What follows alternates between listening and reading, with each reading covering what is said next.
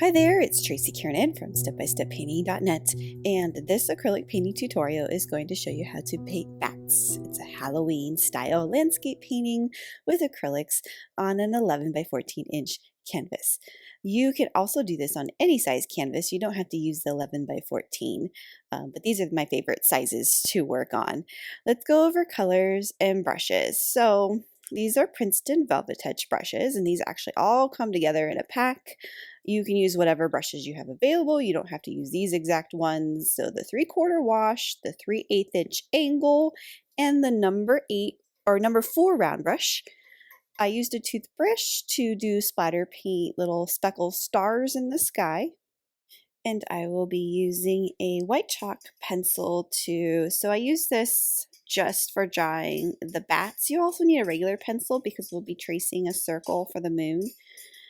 I use this POSCA black paint pen for some of the fine detail work in this painting, so the small bats and the little branches.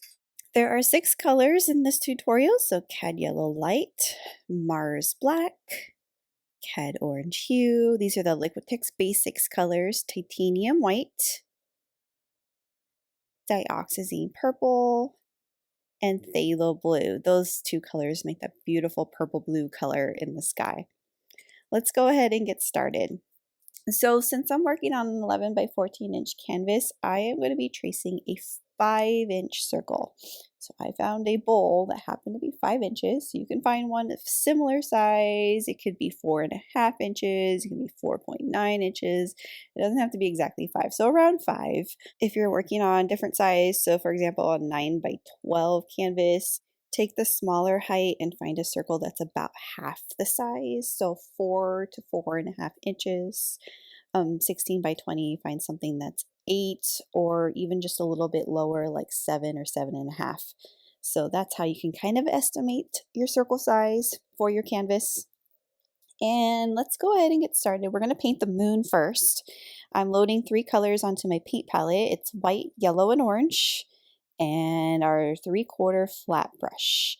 I am going to paint the moon white first. Really simple. I'm just going to take my white paint. I know it's kind of silly to paint a white canvas white, but this is going to really help us with blending our colors. We're going to paint a harvest moon, so it's going to be yellow and orange in our moon color. So just kind of outline your circle and just kind of do scribble paint strokes in the center, get it all painted solid white.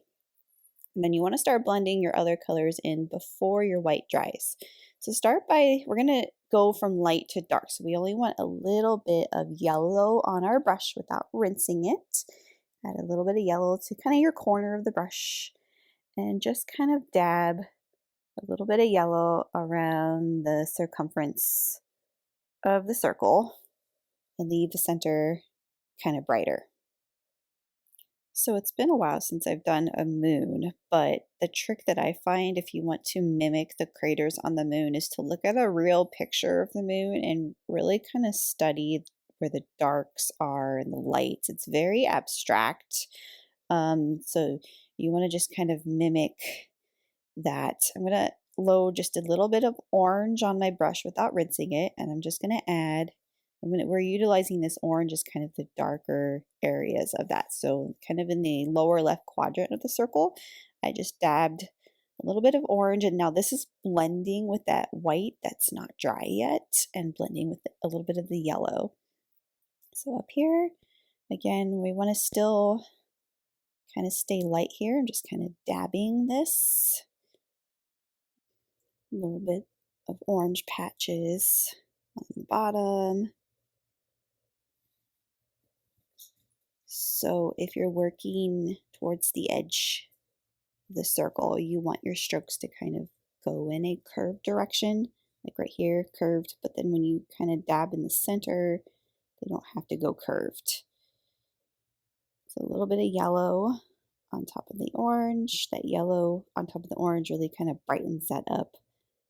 So curved strokes towards the edge of the circle, kind of big angled strokes in the center. So I still have a lot of white, bright white on there. I'm not going to cover all of it with dark patches. And go back over some of those dark patches and just maybe dab a little bit more of the dark orange in there. But again, not covering what I just painted, it's just a darker layer. Rinse your brush off and dry. And I'm going to take white and just a little bit of yellow, mix those two colors together, and I want to kind of outline the moon. So I want to take this, maybe a little bit more white, and just go on the edges. I'm using the tip of the brush to just go along. It's not exactly outlining, but what I'm kind of trying to do is add brightness around the edge of that circle. The inner edge of the circle is very bright on the moon, so adding yellow and white just along that area. If we need to, we can add more white to our brush so that this helps to create that kind of glow in the moon when you add brightness along the edges. And I'm just adding a few pops of white kind of in the inner areas. And I'm just going to kind of let this be. If I want to, I can go back and render my moon later, but right now it just needs to dry, and I am going to start working on the sky. So the glowing part of the moon really is created with the bright kind of moon rings that are around the moon that are super bright in the sky, and it's going to contrast against some dark colors that are further away from the moon. And so let's load our palette with Dioxazine Purple, Phthalo Blue. I love working with those two colors, and they blend so pretty together as well. And Titanium White, if you need some fresh Titanium White. So our sky that's just around the moon is the brightest part of the sky. So we want to make sure we're using very light colors to start out with. So a whole bunch of white and maybe just a dot of purple. And we're taking our very light lavender color that we created, and actually I'm loading my brush and just grabbing more white because this should be very, very light right now. And I am going around the moon. I'm going to be careful because I don't want to drag any of this yellow into this. So I'm going to just go around and as close as possible around the moon with this very light purple. If you accidentally drag yellow into this, it's not a big deal. We just don't want to lose the shape of our moon. So as I go outward, so I did about an inch of that super light purple, I'm going to start adding a little bit more purple to my brush. Now Dioxazine Purple is a very, very strong color, so you only want to add little dabs or little dots of that and gradually introduce that into your sky because it'll get dark very fast if you load a big chunk of purple onto your brush. You want to just add little tiny bits of that purple, and you want to start blending it outwards. White is a great way to blend that color, so you don't be afraid to just keep loading more white to get that to blend.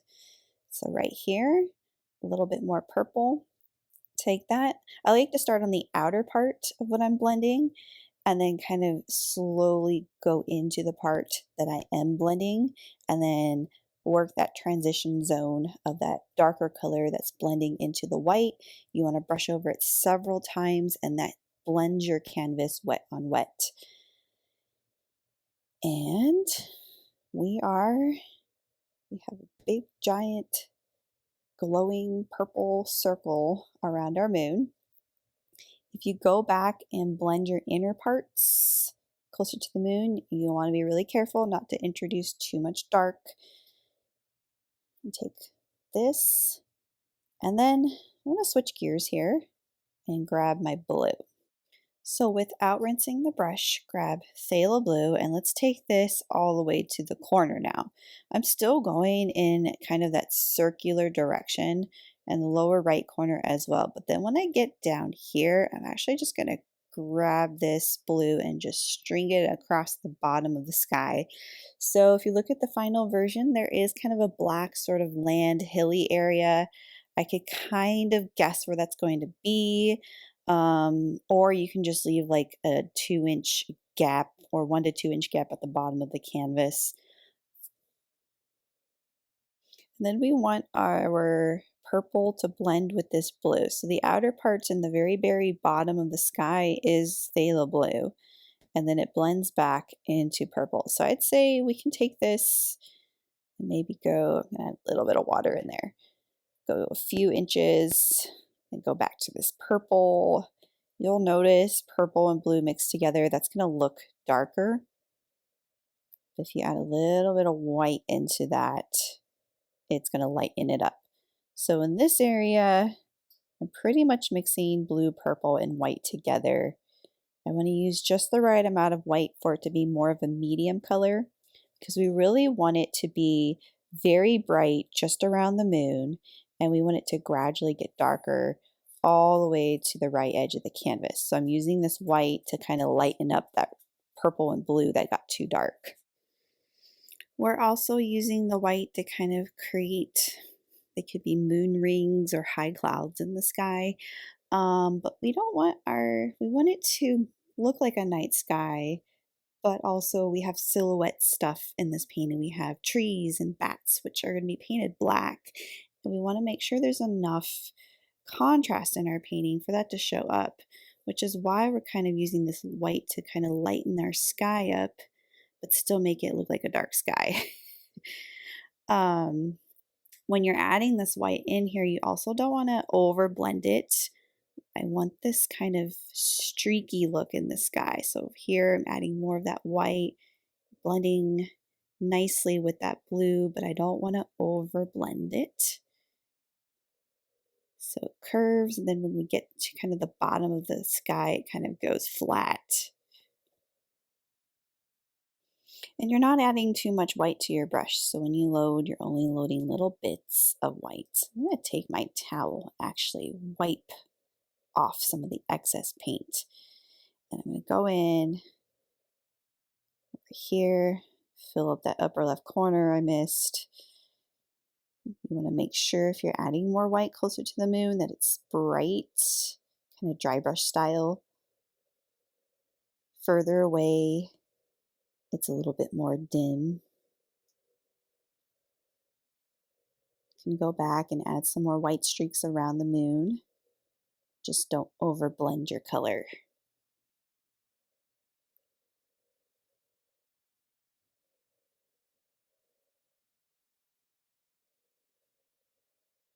So further away, you can add some lighter streaks, but blend that in a little bit further so it ends up being a little bit more dim. Even if you're way over here, you can add some white streaks. Blend that in. If you need to add darker colors because it got too light, you can go back and add darker colors. I'm just being really careful close to this moon. I don't want to lose that bright glow. I am going to switch to the number 4 round brush and add some more white on my palette. So what I want to do is really emphasize the outline of the moon. So I'm going to take this white and I'm going to outline the inner part of the edge of the circle. I don't want to lose the shape. I'm more defining the shape and making sure this edge is the brightest part of the moon.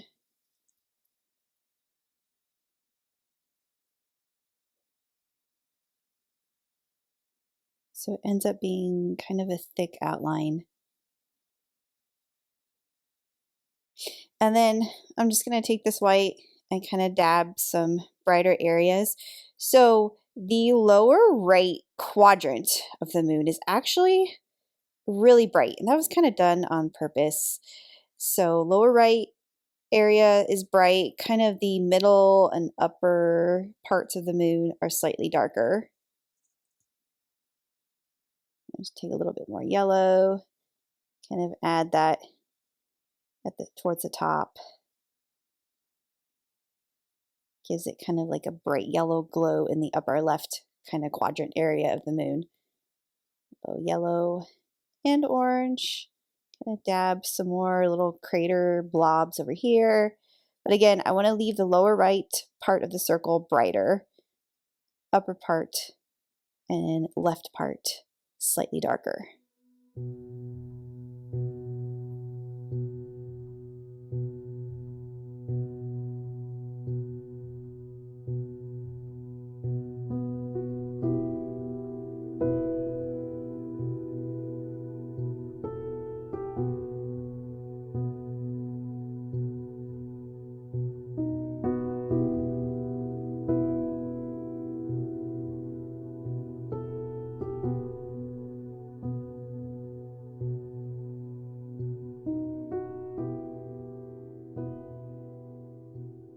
Next, we are going to do little splatter paint stars, and I'm going to use an old toothbrush for this. I like to put a little bit of water on the toothbrush first and then dip it in the white. Kind of test it out first. You don't want the splatters to be too drippy, but you don't want them too thick either. So you need to find a nice consistency of water to paint ratio. And then you just flick the little stars over the canvas. They show up a lot better on the darker part, but you can splatter everywhere. You can even splatter on the moon.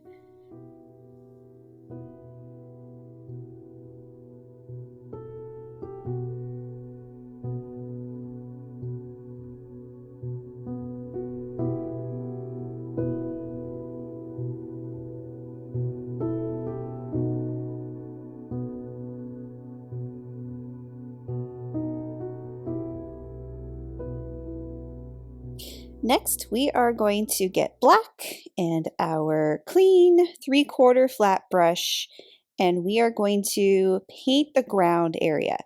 So I'm going to use the tip of the brush to outline what the ground area looks like.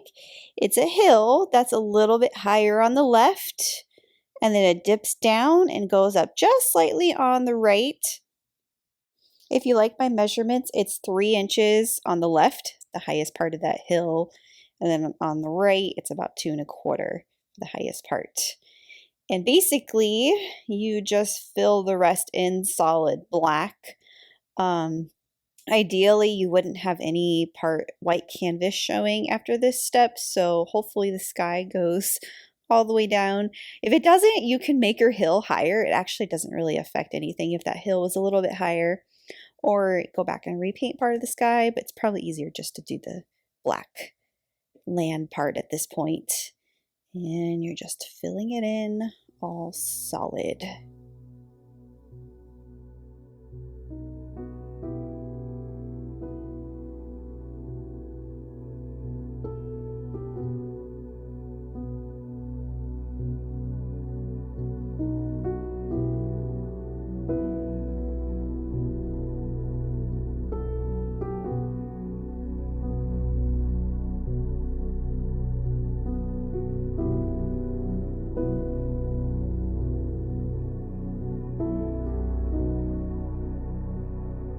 I am next going to use the 3/8 inch angle brush to paint trees. I'm going to do 3 silhouette pine trees on the right and 1 on the left. So if you've never done these kinds of trees, I would recommend kind of practicing them first. It takes a while to get a hang of these trees. So just practice, practice, practice, and then you'll eventually kind of get the feel for it. So what I like to do is I like to draw the vertical line first, and that defines the trunk, but it also helps define the center of that tree. So when you do the branches, you just know where your center is. So use the bristles, hold it vertically to paint the line, and then I am using the point part of the angle to get these smaller strokes, and I am stamping my brush, holding it horizontally this time. The top part, we have smaller branches, so we're just stamping the little part of the bristles. And then as we work our way down, our branches are getting wider. So I kind of work in this back and forth zigzag formation. And then not a lot of paint on my brush. If you loaded it too much, it's not going to get those kind of precise strokes. So just little bits of black. And then you get down to the bottom and your branches get wider and they just kind of disappear into the rest of that land. So I'm going to repeat this. I'm going to load it back into the black. Get that paint all distributed on the end of the bristles. So I'm going to hold my angle like this. Use this holding it vertically, and I'm going to paint a vertical line again.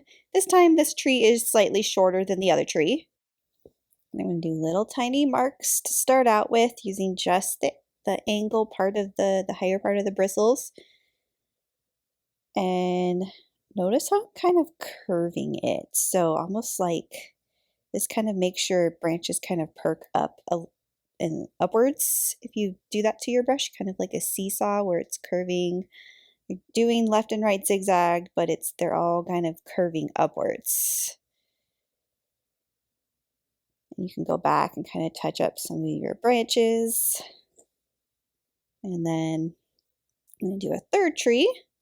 And this one is going to be smaller than the two on the right. So again, hold the brush and do your vertical line and then your branches. But this is at a smaller scale because this tree is either further away or just shorter.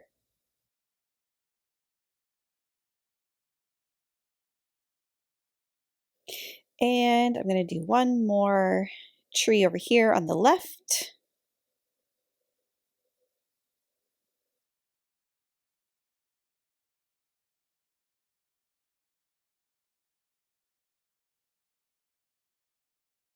And next we are going to paint the spooky tree. So I'm going to switch to the round brush for this. You could do this with the angle brush if you love using the angle brushes.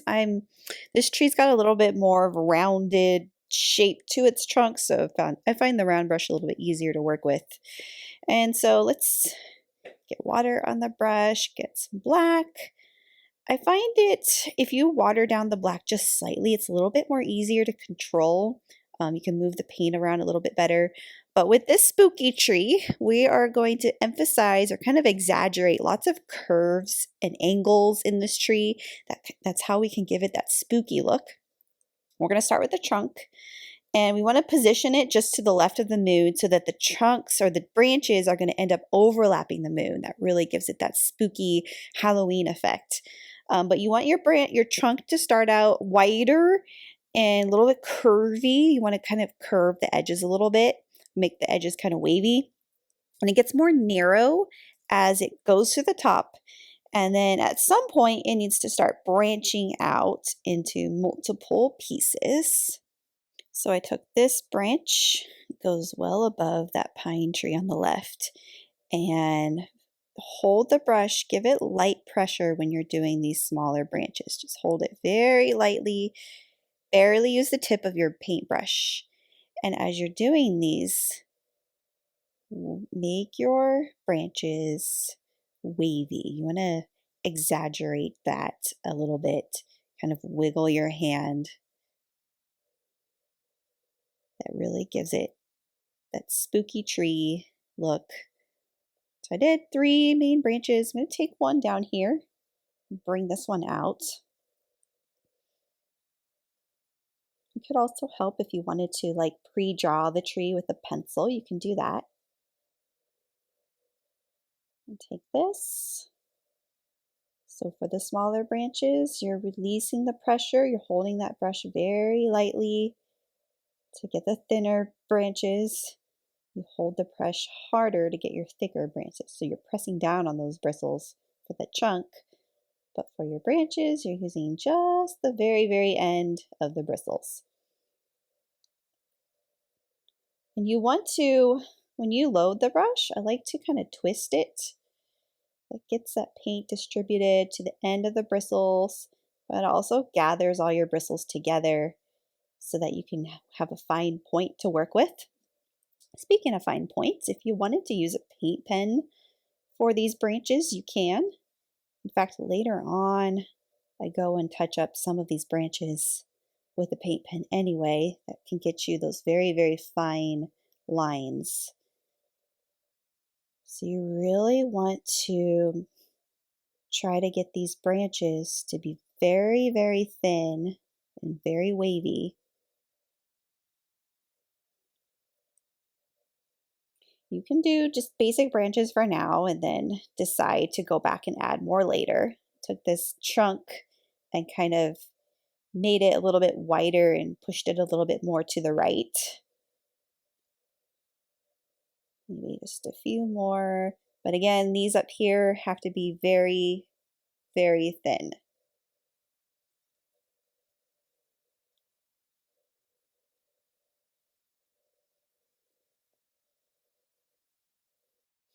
And you can keep going with these branches. You can stop and keep it more simplified. So it's kind of up to you how branchy you want this to look.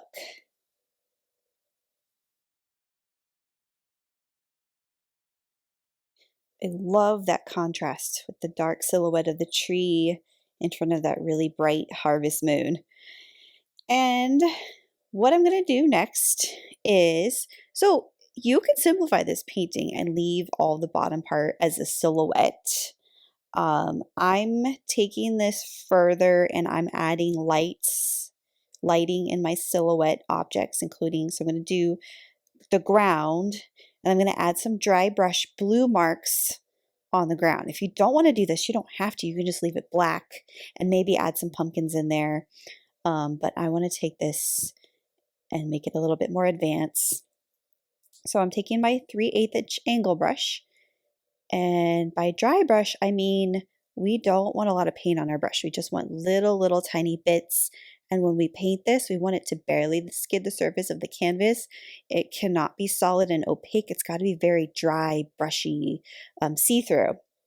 And so you're mixing the blue and the white together, and it's creating that really pretty sort of light blue glow on the ground. So you want this to be kind of broken, as if the trees and objects are casting shadows, but we still see some glow on the ground. The moon would be glowing its color on the ground, and just happens to be blue and really pretty.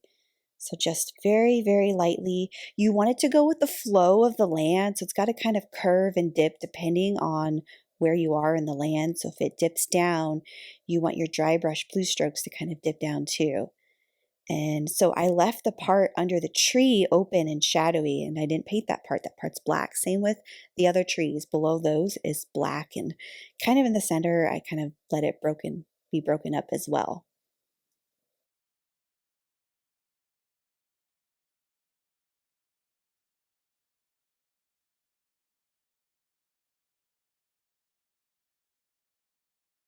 Next, I'm going to add highlights to the trees. So the highlight part would show on the left part of the trees that are on the right side of the canvas, where that moon would be hitting that. So I'm just going to take my white and I am going to go back and sort of repaint the branches, but I'm only going to do it on one side of the tree, mostly concentrating on the far left edges, but I can take this and kind of go in the center.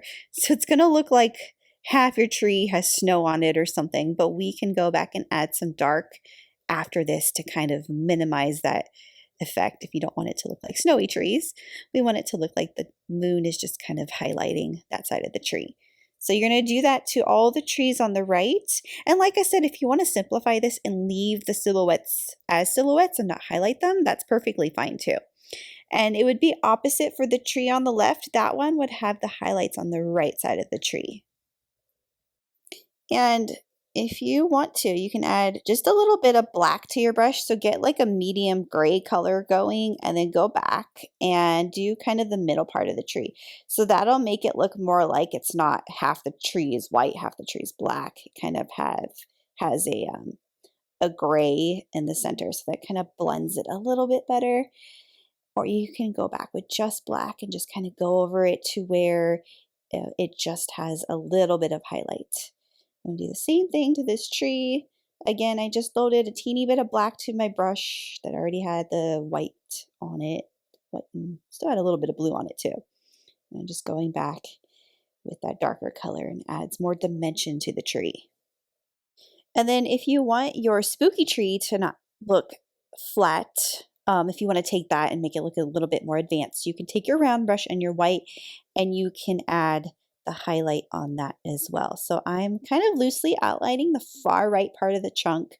So the branches are kind of weird. If you want, you can add some of the highlight on the smaller branches, but because it's already against the moon, it doesn't have to have as much highlight. You're going to take away from the contrast of the shadow if you add too much white on those branches. But the trunk, I'm just going to kind of loosely go in there and kind of sketch lightly with this white dry brush style.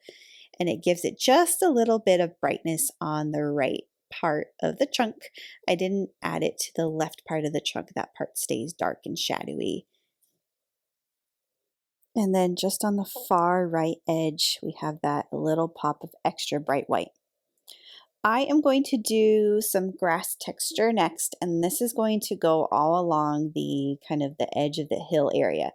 So I'm going to load my brush into black, kind of twist my brush and loosen it up with a little bit of water, just so I can get these very, very thin lines. So I'm just going to take this and do little grass lines. So these little lines are actually going to go all across our land, just using the end of the bristles to make these very, very thin lines. You don't want these lines to be very tall. This is in the distance. Look at the height of the trees. We don't want grass lines that are higher than those. So just very, very small lines. And this just gives it really pretty texture along our horizon line.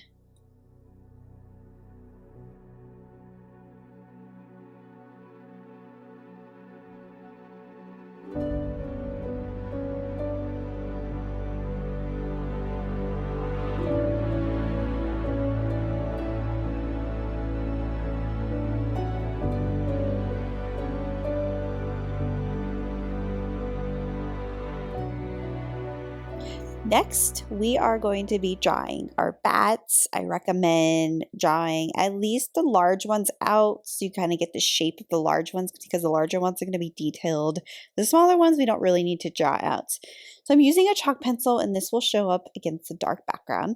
I'm going to start with my largest bat, and I'm going to do a little circle and little ears, pointed ears on top of the circle, and then kind of an elongated oval with a point on the bottom, and he's going at an angle. And then I'm going to start drawing the wing. So I'm going to start over here on the right side of his body, just below his head, and sketch a curved line. Same thing over here, curved line. It's going to point down and down again. So we have this kind of scalloped line at the top, and then a curved line that goes to a point, another curved line that goes to a point, and then it attaches to the body. The wings do not have to be symmetrical, especially since it could be flapping a different direction, so don't worry about making it the exact same as the wing on the left. So there's our basic large bat drawing. So there's a lot of perspective in this painting. We have bats that are closer, bats that are further away. This one is going to be the largest bat, so every bat from here on is going to be smaller than it. So I'm going to do this sort of medium-sized bat over here in the lower left. Same thing, circle for the head, kind of oval pointed shape for the body. Your wings have that scalloped pointy shape on the top and the bottom. I do 2 points at the top of the wing and 2 points at the bottom. And the tip of the wing goes to a point. And you want to change the angle of your bats so they won't all be flying in the same direction. They would be going at different angles. So different sizes, different angles. The wingspan varies. Some of the wings might be more spread out. Some might be closer together. Some might be more at like a sharper curve. I found it helpful just to look at pictures of bat silhouettes or bat clip art, flying bats, and just really observe the shapes of the wings and how they're going in different directions. So this little guy I did much smaller, and the wings are kind of going more at a higher angle. And you're going to find that the smaller they get, the harder they are to draw. And we don't really need to draw the really tiny bats. We can just paint those in. Some of them will be just like little marks in the sky. We don't really need to draw those. So this one is also going to be a medium-sized bat. I'm going to actually start with the wingspan on this one. I'm going to try to do kind of a higher arc wingspan. And little head, little body. So to do the higher arc, you just make a higher curved line, and then I attach that wing to kind of towards the upper part of the body. And then, so I did bats just in the middle part of the canvas. There's not a lot on the right side, and there's none on the left. There's going to be a few that are going to be overlapping the moon, but those are going to be too small to draw. And also the white chalk pencil won't show up over the moon. So I'm not going to draw any of them that are over the moon. And then there's going to be one hanging bat in the tree, which I'm also not going to draw. This one I'm going to do kind of a larger wingspan. So some of these wings I actually just did a flat part on the top, so it's not the scalloped edge at the top. That makes it a little bit easier. So this one actually just kind of curves at the top, but has the 2-3 points at the bottom of the wings. Next, we're going to paint these bats in. So we're going to treat them like silhouettes, which is really easy. Basically, you're taking your 4 round brush and black. If it helps, just add a teeny bit of water to your black to kind of loosen that color. Kind of gives you more control over where you're painting it in. You just don't want it too watery. And basically everything you just drew, you are painting in solid black. Take your time filling your bats in. You don't have to fill it in exactly how you drew it. If there's white chalk pencil still showing, that will erase with a regular eraser after your paint is dry. So you want to do little tiny paint strokes, little strokes at a time. Keep it more precise versus if you did big, thick paint strokes, that's harder to control your shape. So for the wings, I like to just kind of outline the shape of it and then fill that in solid.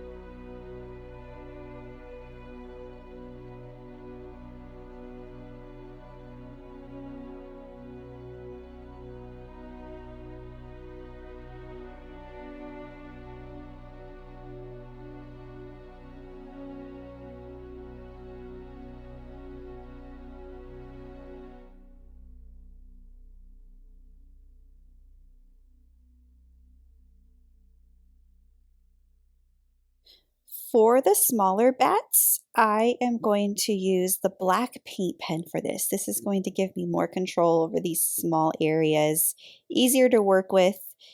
You don't have to use the paint pen if you don't like it, or you can fill all the bats in with the paint pen if you like using the paint pen.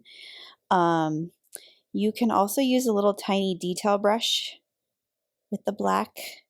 But this really gets in there and helps you kind of create more precise filling in of your bats. And I'm actually going to go silent here for a little bit while I fill in the rest of these bat silhouettes. Again, I'm just filling them in as they were drawn.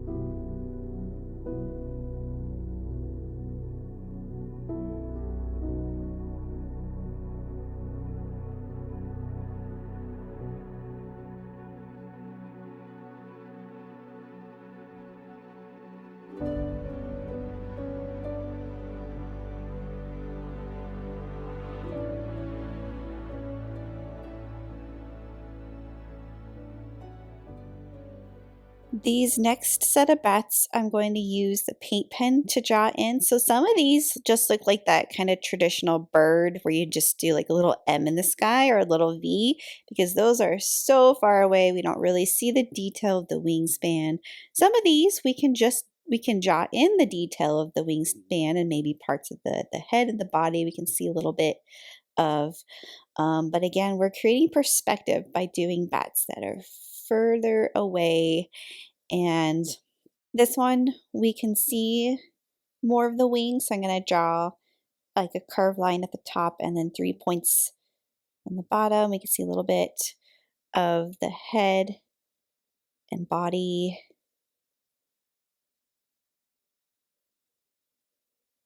And then other ones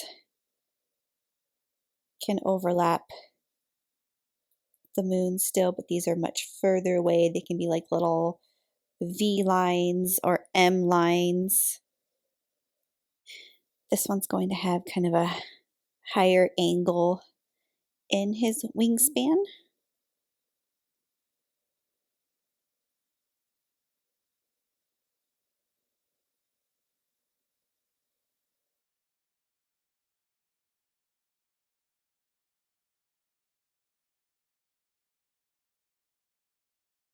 You might find that you just really enjoy this paint pen and you want to just go ahead and paint all of your bats with the paint pen. That is fine.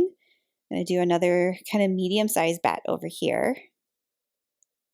Or maybe you don't want to do as many bats. Maybe you just want a few in your painting. Or maybe you want more.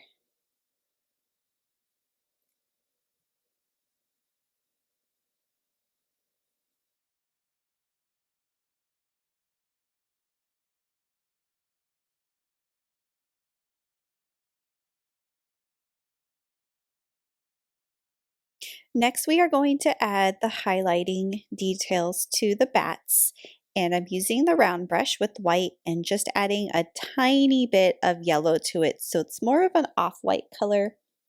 And mine turned a little bit gray because the water that I rinsed the brush off in was not clean. It ended up bringing a little bit of black to it, but that's okay. We just don't want it super pure white. That's kind of the point I was trying to make. And we want to just kind of go in there and outline the edges, but not all the way to the edge. The edge should still be black, but kind of the inner edges. And so I did that on the left side of the body. Starting with the larger bats, you can kind of see what I'm doing, and then you can kind of just mimic that with all the smaller bats. And we have lines in the middle part of the wing that kind of connect from the points to the top points, and then kind of loosely outlining the bottom part of the wing. Because we're working in a small area, you really want to make sure that your bristles are all kind of gathered together into a point. You don't want these lines to be super thick. They're very thin. And that really kind of just helps that bat be a little bit more three-dimensional. Just adding, you can even add different shades of gray. So just add a little bit of black in there to kind of add a little bit of kind of a medium gray in the middle part of the wing.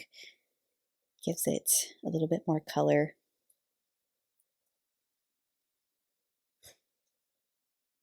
And this line.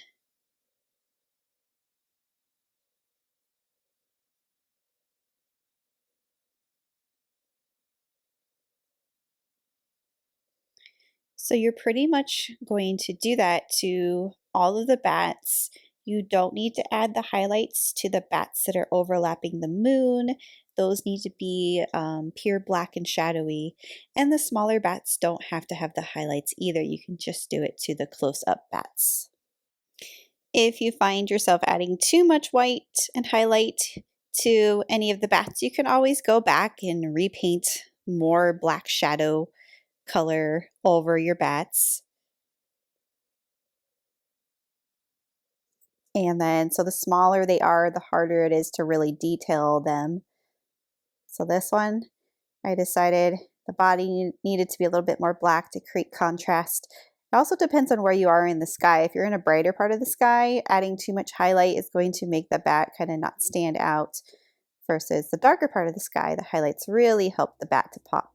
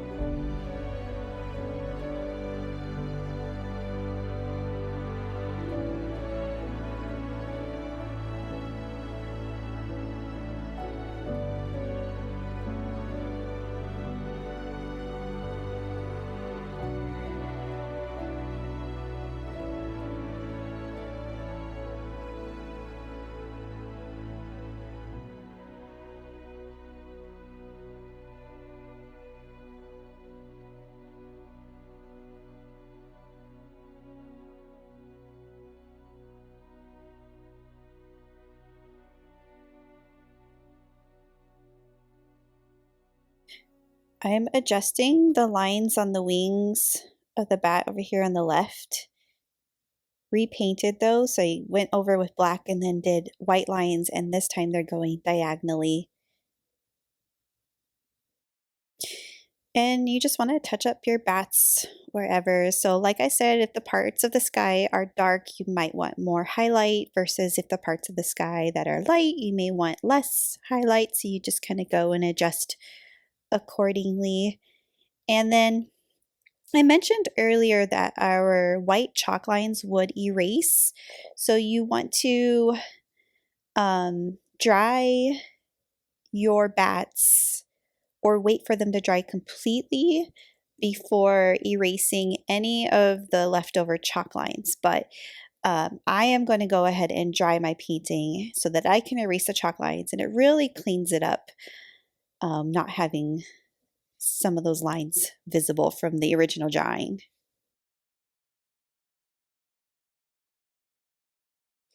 And then you can use any eraser. I like to use the big pink erasers, and it should just come right off.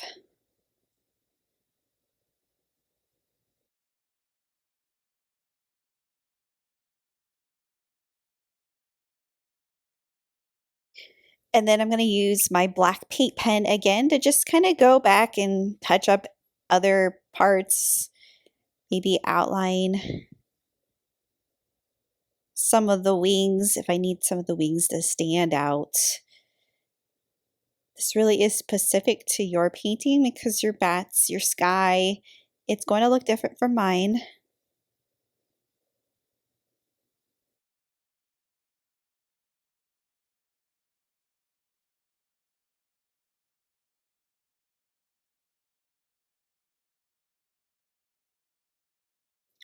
I'm going to do a little bat hanging down, upside down on one of the branches. So this is kind of further away, so it's not going to be very big.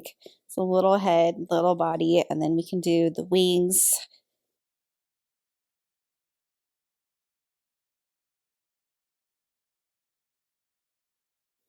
The wings are just kind of folded to the side. And just a few more tiny bats way in the distance. This next part of the painting is applying the pumpkins that are on the ground, kind of in the foreground. And this is also optional. I love the pop of orange in this painting, especially down in this area where it's really dark. The challenge is that it's still supposed to be dark and shadowy, but we still want to paint kind of orange pumpkins, but dark orange, if that makes sense. So what I'm going to do first is actually use the round brush, and I'm going to paint all of these white first. That way I can kind of decide if I need to go darker with this, but it'll be hard to go lighter if we're working on a dark background. So we're just going to paint all our pumpkins white first. And we don't have to be super detailed with these, especially since they're still kind of far away, but also there's so many of them. And because there's so many of them, we don't have to make them all realistic. And so I'm just going to do, just like we did a variety of sizes of bats, we're going to do a variety of sizes of pumpkins. So some are further away and smaller, some are closer, some are taller, some are wider. Some are overlapping each other, so you can just kind of have fun with the placement of your pumpkins, and you're just kind of painting these sort of curved paint strokes. I like to kind of start in the middle with sort of an oval shape and then just kind of build it out from there by painting these like little curved lines that form the shape of the pumpkin. You can do it that way, or you can just paint circles that are kind of flat on the top and the bottom. So this one over here is going to be overlapping.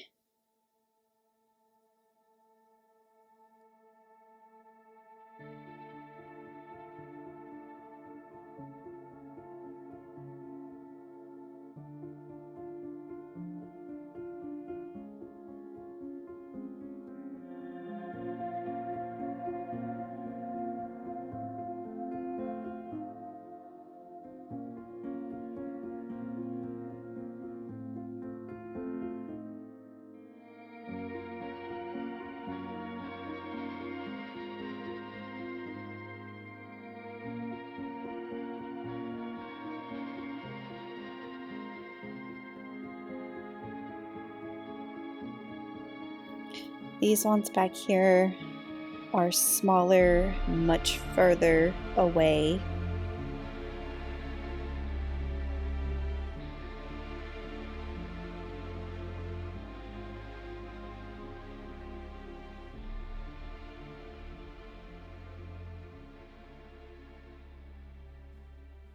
You want to let the white pumpkins dry just a little bit, but it doesn't have to be dry all the way, just not saturated. And use the number 4 round brush, and let's start with just orange. So we're going to add color to our pumpkins, keeping in mind that we're just going to be kind of simple and abstract about these because they're further away. And I'm just going to start by painting one of them. I'm going to start with the kind of a larger one, paint it orange, and then go back and add a little bit of yellow on top of it. I left the bottom part blank because I want to add shadowing on the bottom. So I'm not going to paint the bottom parts of the pumpkin. I'm going to go back and darken that. So let me show you again what we're doing here. Get some more orange on my palette. So I'm going to start with orange as my base color, and then I'll use the yellow to help kind of vary that color.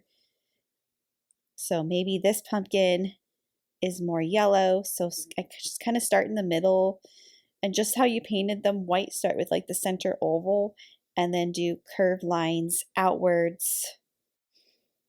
So the orange kind of adds that texture using the orange over the yellow. But you can paint each of them kind of slightly different. So this one I'm going to go back with orange, this one I'm going to do orange, and then take my yellow and go back and do those curved lines to add highlight texture, but keeping in mind these are not realistic. They don't have to be detailed. They're far away.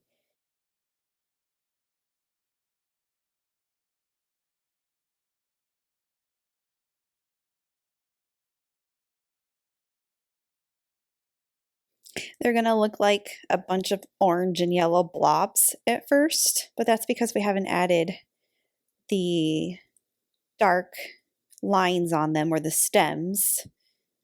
These ones that are far away, if you want, you can just do them solid orange. You don't have to add yellow to it. I am going to end up highlighting those later.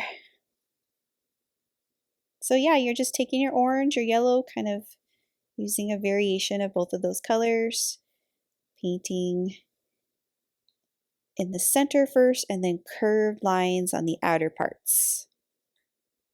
Taking your yellow. If you want, you can add just a little bit of white to your yellow. I'm going to go back and just kind of go over some of these pumpkins with more curved lines. And also I left the bottoms of most of the pumpkins not fully painted. I did that on purpose because I'm going to go back and I'm going to do some shading. So I'm taking this orange and I only want to add a very tiny amount of black to it to darken the orange. That's going to create a dark shade of orange. And then I'm going to go over my pumpkins and kind of stroke upwards from the bottom, still going in a curved direction, and that's going to create shadow on the bottom of the pumpkin. So this is really going to give us that shadowy look in our pumpkins because they're in a dark area of our landscape, and so the moon is really highlighting them, but the bottom parts would be really dark and shadowy. So I'm going in there with our dark color and just kind of dragging my color up into the rest of the pumpkin shape. So the bottom half of our pumpkin is more dark and shadowy. So look at the direction of the paint strokes, how they're curving opposite directions on each side of the pumpkin. That center part is more of an oval shape.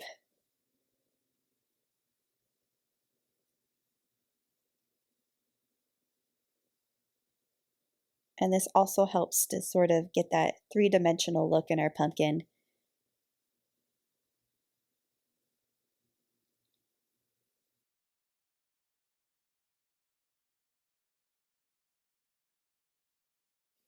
I'm going to go back with orange and yellow and kind of add a second coat to what I just painted, but get a little bit of white in there just so it can like show up. So your overlapping pumpkins, you want to have the part that's in front to be lighter and then the pumpkin behind it to be more shadowy.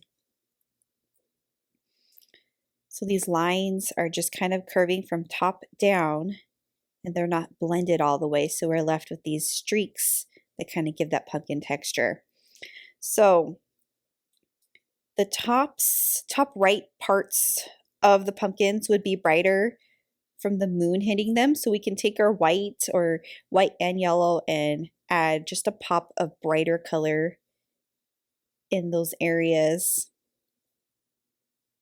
And then I'm going to do the stems. So the stems are a little tricky because if we did black stems, they wouldn't really show up. White stems look kind of weird. So I'm going to do gray stems, mixing black and white together. And some of the pumpkins, especially if they're overlapping a lighter part of the land, we can do a black stem, but for the most part, this gray kind of works. If you want, there's no brown in this color palette, but if you want to do brown or green, you can do that if you want to add those colors to your paint palette. And just do, your stem starts not right on the very, very top of the pumpkin, it kind of starts below the top. And I like to do whimsy, kind of wavy stems. And then I'm going to take my black and kind of drag these curved lines down from the stem. And that gives my pumpkin more of those pumpkin lines that I want to see. So this one over here, add more white because that's not going to show up. So these guys get gray stems.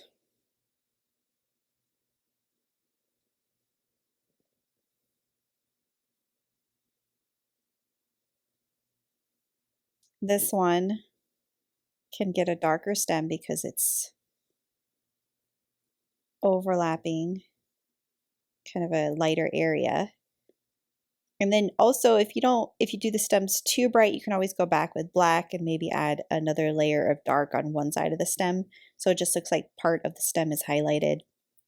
And the little pumpkins far away, they just get little tiny stems. I'm going to add a little bit of shadow on the bottom of the pumpkin, just taking black and kind of lightly doing left and right paint strokes. That gives the pumpkin just a little bit of shadow. And then I'm going to go back and do more of these lines with the black. It gives that pumpkin a little bit more texture. You just want to be careful, especially if the orange isn't dried yet. I don't want to mix it in too much. So we took our pumpkins from white circles to orange blobs, and now they have stems and shadowing and detail.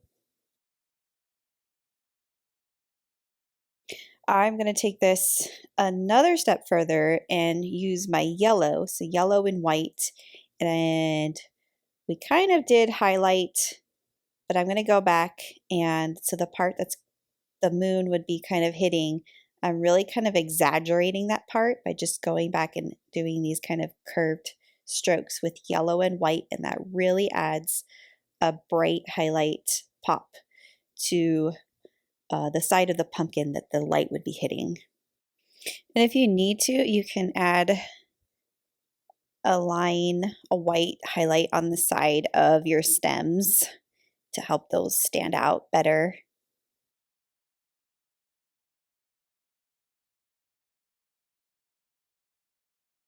I'm going to add a taller plant to the right of the tree. This could be like a bundle of wheat or who knows, but it's just going to be a silhouette. Just something interesting and more detail. I'm going to take my black, kind of slightly water that down, use my round brush, and then so it's going to be over here to the right of the tree. These lines are longer than the grass lines, and then they have like little bunches of wheat kernels on the end of some of the lines. Next, I'm going to add 2 or 3 twinkling stars in the sky, and this is going to be in the upper right area where it's really dark. So use just the very, very end of your bristles to lightly do a little plus, and then little diagonals from there. So that's one way you can do that. That makes like a little asterisk looking star. And then, so this one I'm going to start with the dot, and then I'm going to do it kind of at a different angle. So I'm dragging those to create like an X, and then these little ones are in the middle. So you just do the dot first, and then you drag the paint from that dot outwards. And then the ones, there's a set of longer lines, and then the other ones in between are the shorter lines. And then just a few brighter dots in the sky. The next thing I'm going to do is paint a larger pumpkin towards the bottom. I felt like since there was a large bat kind of closer in the painting, maybe there's a larger pumpkin as well. So I'm painting this one towards the bottom. In fact, it pretty much just touches the bottom edge of the canvas. And kind of the same technique with the white. So start with your oval and then do your curved bump lines around the pumpkin, and then kind of let that dry a little bit, and then go and fill in your color. And the color's filled in the same way as we did with the other pumpkin. So I'm going to dry this really quick so I don't have to wait for it to dry. And then do your orange layer. So you do your center oval, and then you do your curved lines on the outside. And because this is closer up, we might see some of the bumps in the back behind the stem, but we haven't done the stem yet, so we don't really need to worry about that just yet. And then go back with a layer of yellow. So this is what I was talking about, the little, I used yellow to kind of make the parts of the pumpkin that's going to be behind the stem. So I'm going to dry this and then do my shadowing. So I'll take my round brush, orange, teeny tiny bit of black into that orange so that it's darker. And then at the bottom, I'm just dragging this upwards. So that's making my pumpkin shadowy towards the bottom.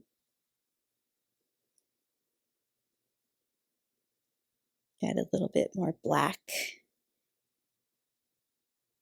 so that it's just a tad bit darker at the very bottom and dragging it up, but not blending it all the way.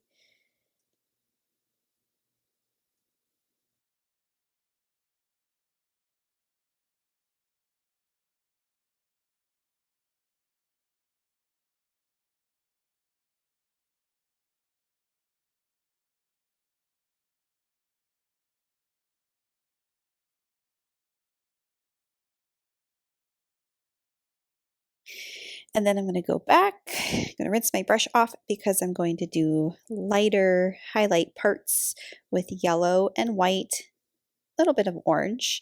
And so at the top, I'm just going to kind of add this lighter color and drag it down into my medium color.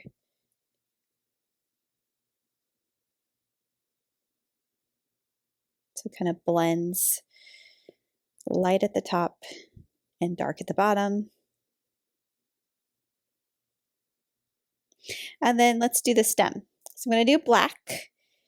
There should be enough contrast to do just a solid black stem in here.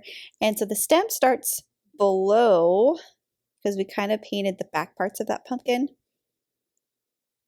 And then I'm just going to loosely outline those pumpkin lines by dragging those curved lines down, starting at the stem. And we don't have to go all the way down. We can go about half the way down the pumpkin. And then because this stem kind of enters dark territory, I'm going to go back and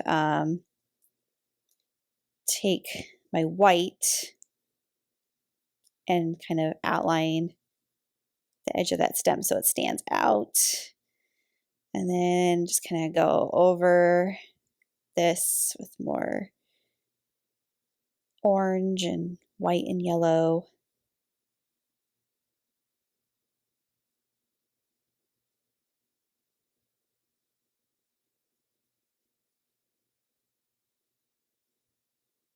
Okay, so really the rest of this painting is just about, okay, where do I want to do touch-ups? We can do some tiny, tiny bats way in the distance.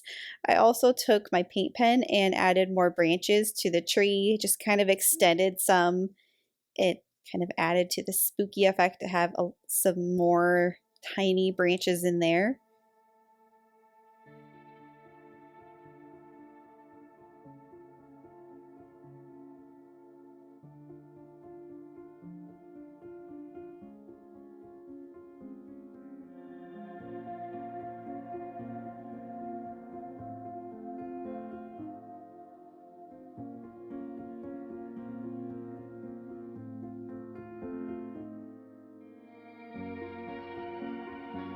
And that is it. This is the conclusion of how to paint bats. Hope you enjoyed this one. Thanks for watching and thanks for painting with me.